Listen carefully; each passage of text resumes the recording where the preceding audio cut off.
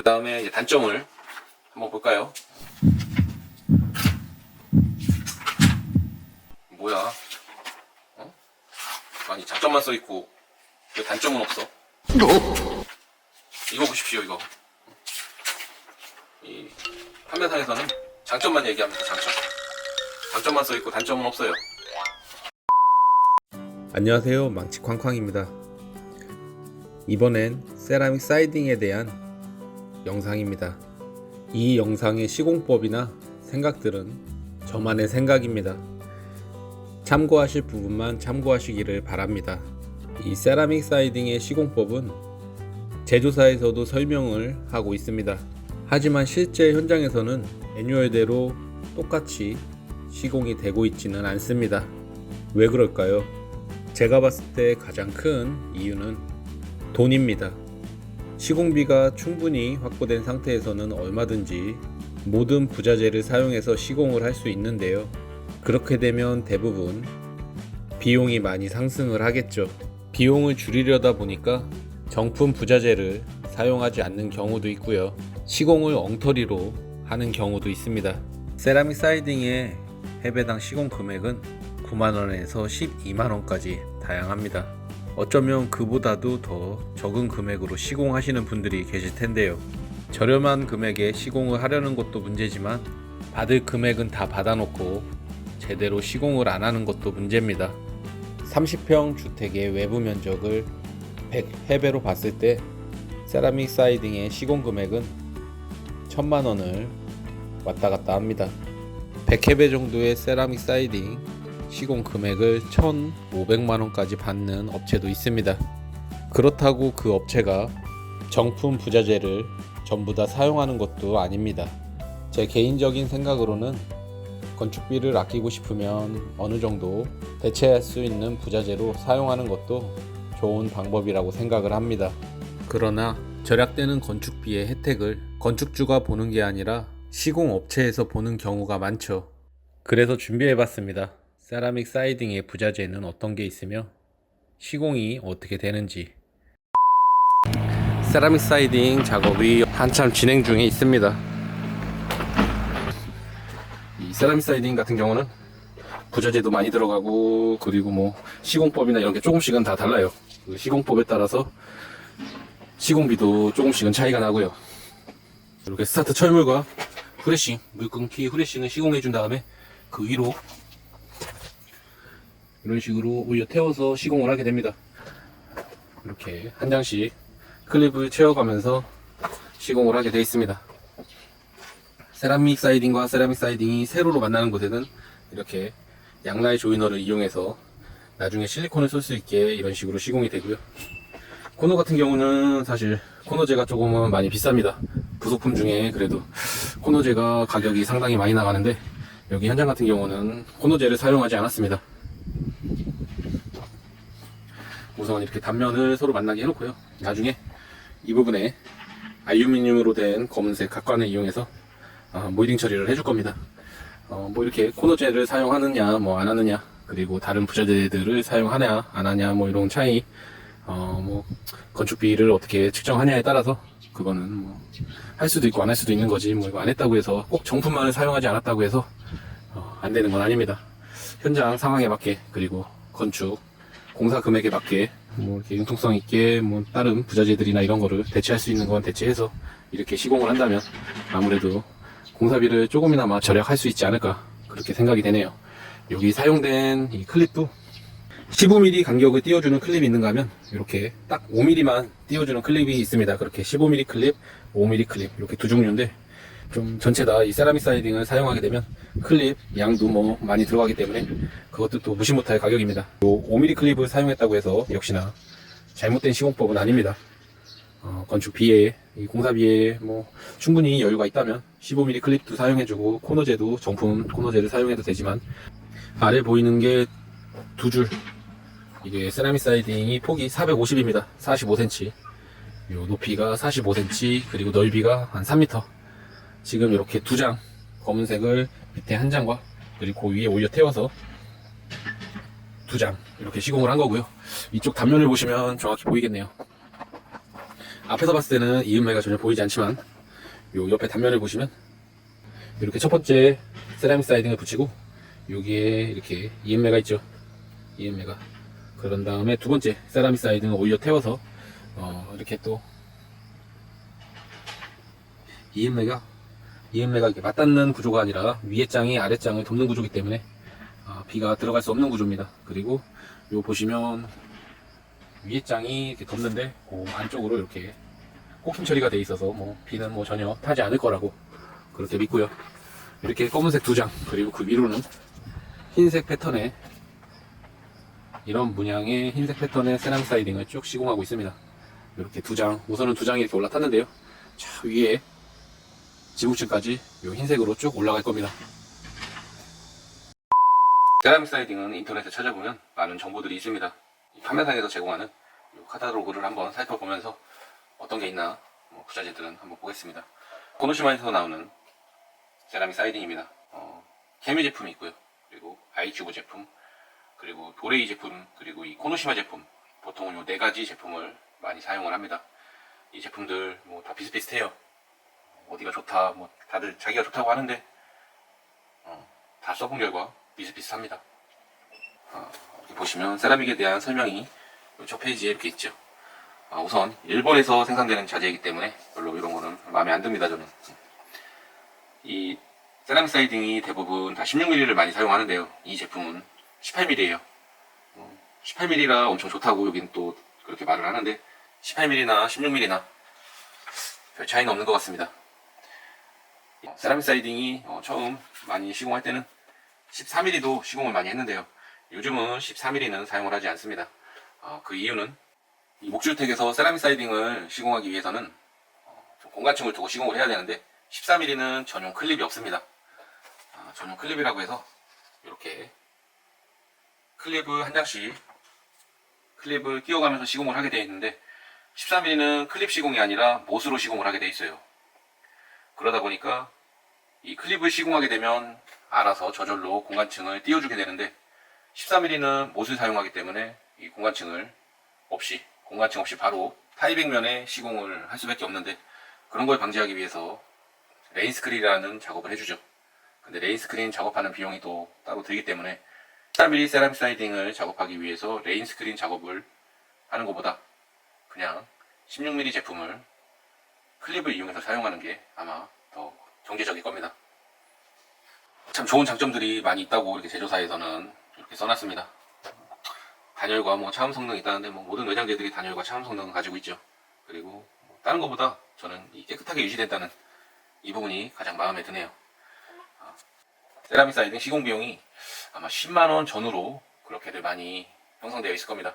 9만원이 될 수도 있고요. 뭐 때로는 12만원이 될 수도 있는데요. 그 차이가 뭐 현장 여건에 따라 다르겠지만 주된 그 차이점은 아마 이 세라믹 사이딩 전용 부자재를 얼마만큼 사용하느냐에 따라서 그 차이가 날 거로 저는 생각이 됩니다. 이 부자재가 그렇게 많이 있습니다. 이렇게 맨 처음에는 이 부자재들을 다 사용을 했어요.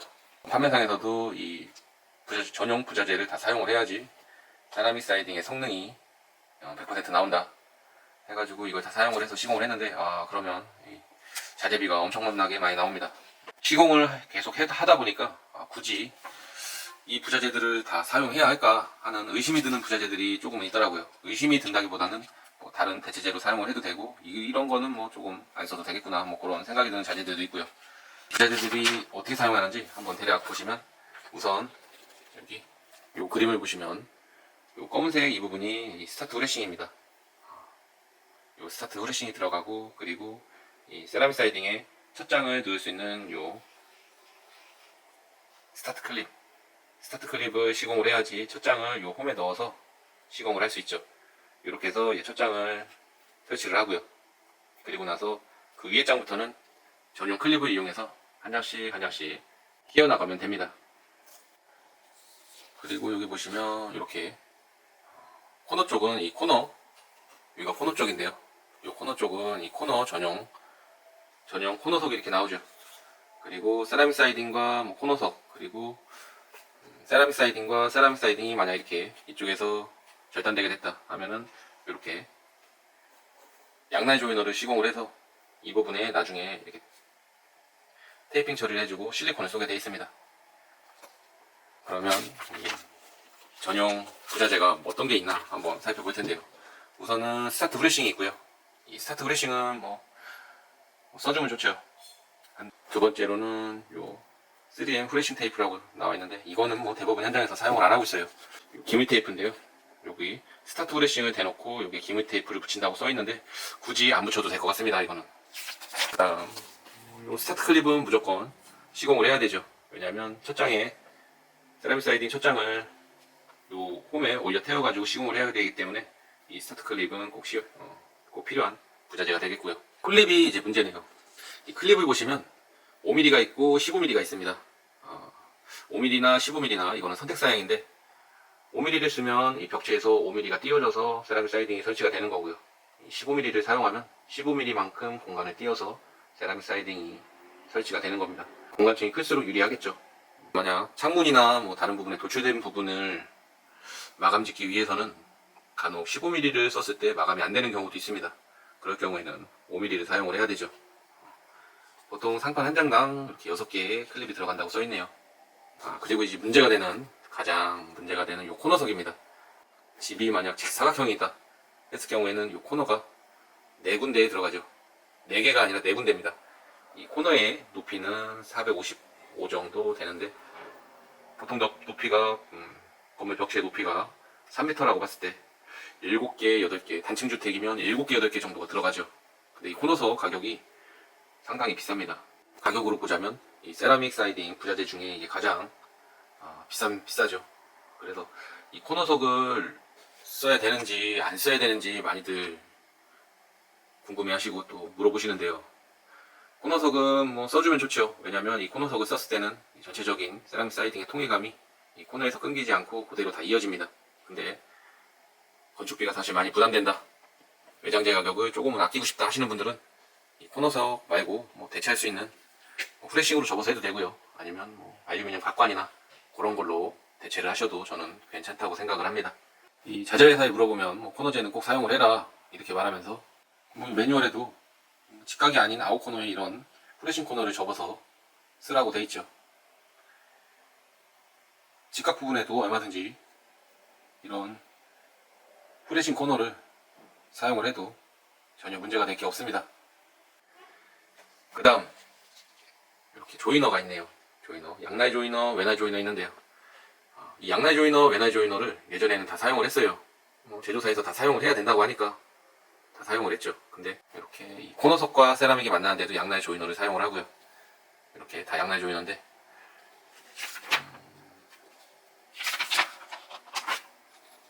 이렇게 창문이 만나는 이 부분은 다 이 외날 조이너를 넣으라고 돼 있더라고요. 근데 굳이 넣을 필요를 모르겠더라고요. 그냥 세라믹 사이딩을 여기다 갖다 붙이고 이렇게 창문이 좀 도출되어 있거든요. 뭐 후레싱 처리를 하거나 해서 그럼 그 부분에 실리콘 처리를 해주는 게 훨씬 안정적이라고 생각이 듭니다. 굳이 이 부분을 이 조이너의 기능이 이 상판과 상판 사이라고 써 있죠. 세라믹 사이딩이 판재가 서로 만나는 곳에는 이 양날 조이너를 사용을 하고요. 그리고 상판과 창호, 그리고 상판과 도어 사이에는 외날 조이너를 사용을 합니다. 얘네 두 개는 외날, 이거는 양날, 그렇게 사용을 하는데 이 외날 조이너는 사실 제 개인적인 생각이지만 그다지 필요가 없는 것 같아요. 창문이나 뭐 도어가 이 후레싱 처리를 해서 보통은 도출을 시키거든요. 그러다 보니까 굳이 그 부분을 세라믹 사이딩을 좀 작게 잘라서 그 부분을 실리콘을 채워낼 필요가 없다고 후레싱과 세라믹 사이딩 면에 실리콘 처리를 해주는 게 훨씬 안정적이라고 저는 보고 있습니다. 그리고 창문보다 이 세라믹 사이딩이 더 도출될 것 같으면 이런 식으로 후레싱을 접어서 이렇게 창문 주변부로 대주고요. 그리고 옆에 이렇게 세라믹 사이딩을 붙여서 시공을 하게 됩니다. 이 부분에 이제 외날 조이너를 넣으라고 하는데 굳이 외날 조이너를 안 넣어도 될 것 같아요. 왜냐면 세라믹 사이딩과 이 도출된 이 후레싱 이 부분에 이렇게 턱이 생겨서 이 부분에 이렇게 실리콘을 쏘면 되거든요. 그래서 창문 주변부에는 예전에는 외날 조이너를 다 시공을 했었는데 지금은 저는 시공을 하고 있지 않습니다. 그리고 여기 스페이서는 이제 세라믹 사이딩은 앞놈과 순놈이 있습니다. 그래서 이렇게 순놈이 있으면 순놈에다가 요 클립을 넣고서 시공을 하는데요. 이렇게 밑에 부분을 여기까지 와 있어야 여기 클립을 넣을 수 있는데 여기서 절단을 한 거죠. 그러면 이 클립을 끼워 넣을 수가 없습니다. 그럴 경우에 이제 여기 클립 없이 클립 대신에 저 스페이서를 요 안에다 넣고서 이 스페이서는 뭐 이거를 사용을 해도 되고요. 아니면 5mm나 15mm의 뭐 나무나 목재를 그만큼의 두께의 목재를 거기다 넣고 시공을 해도 되죠. 그리고 여기 프라이머랑 실란트 그리고 보스 페인트가 있네요. 이 프라이머 같은 경우는 절단면에 한 번 더 칠을 절단하고 난 후에 칠을 해주라고 되어 있는 자재고요. 이 실란트 같은 경우에는 양나이 조이너나 외나이 조이너 이 부분에 코팅 처리를 해주기 위해서 쓰는 실리콘입니다. 이 양나이 조이너 부분, 이 부분엔 이 세라믹과 세라믹이 떨어져 있죠. 양나이 조이너 두께만큼. 이 부분을 실리콘을 이용해서 이렇게 처리를 해줘야지 물이 타고 들어가지 않겠죠. 그리고 여기 보스 페인트는 좀 상처나 흠집이 났을 때 똑같은 이 세라믹 사이딩을 이렇게 종류가 많은데 이런 색깔별로 이렇게 다 나와 있습니다. 그래서 혹시나 흠집이 생겼을 때 이걸로 이 보스 페인트로 이렇게 메꿔주는 그런 역할을 합니다. 세라믹 사이딩의 장점을 한번 이 제조사에서 이 판매상에서 제공하는 카탈로그를 보면서 한번 살펴보겠습니다. 우선 18mm, 이 코노시마 제품은 18mm라고 했죠. 18mm를 강조를 하는데 18mm나 16mm나 별 차이 없습니다. 여기 보시면 타사 제품과는 차원이 다른 깊이라고 입체감을 느낄 수 있다고 하는데 16mm도 14mm도 똑같이 입체감을 느낄 수 있고요. 아무튼 18mm나 16mm나 똑같다는 거 이건 뭐 장점이 아니죠. 그리고 이거는 장점입니다. 이건 뭐 코노시마 제품뿐만 아니라 세라믹 사이딩의 장점이죠. 좀 이렇게 표면이 코팅이 잘 돼 있어가지고 이렇게 때가 잘 타지 않고요. 그리고 오염이나 이런 데 아무래도 강할 것 같습니다.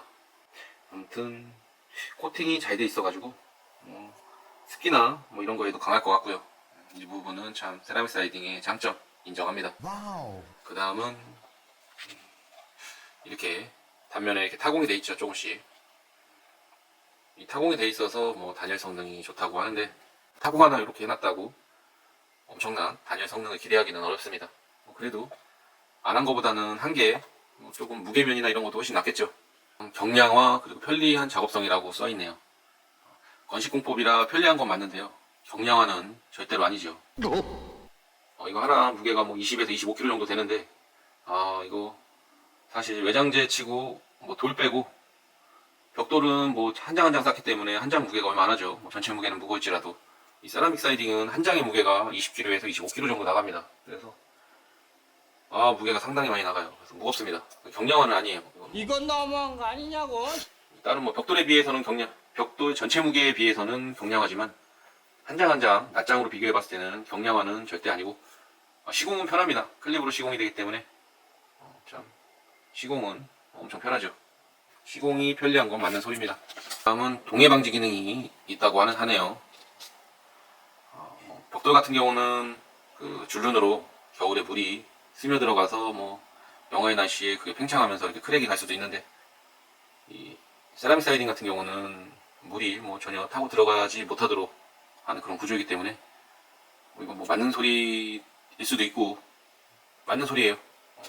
물이 전혀 타고 들어갈 수 없는 구조이기 때문에 이건 맞는 소리이기는 하나 이 세라믹 사이딩 이 코노시마 제품만의 장점은 아니죠. 모든 세라믹 사이딩의 장점입니다. 그 다음 아무래도 세라믹 사이딩을 시공하는 게 클립으로 시공을 하다 보니까 공간층이 자연스럽게 생깁니다. 통기층이 생기기 때문에 아무래도 좋을 거라고 세라믹 사이딩을 시공해주면 아무래도 좋겠죠.